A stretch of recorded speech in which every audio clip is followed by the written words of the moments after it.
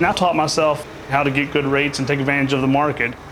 The biggest thing is finding your own freight and picking your own loads, but that's actually the most fun part too. So Chad, it's really good to talk to you here. Okay, let's start off, how'd you get into trucking?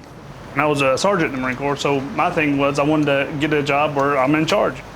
I always wanted to be an owner-operator. I found out that if I used the load board and got my authority, I would get 100% of the money. That was definitely the route that I was going. I get to pick my own freight and dictate my own rates.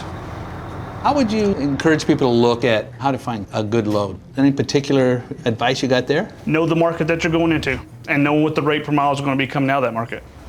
People will say, oh, I got a good paying load, and they'll say what their rate per mile was. Well, my question always is, where's the load going to?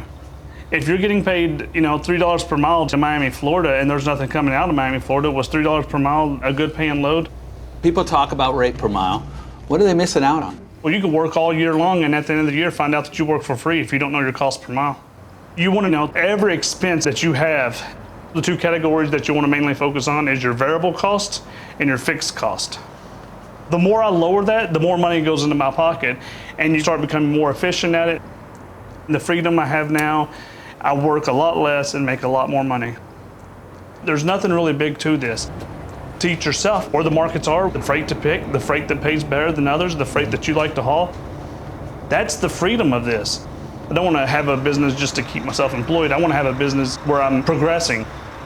If you're working for someone else, you're helping them get to their dream. If I have my own authority, then I'm working towards my dream.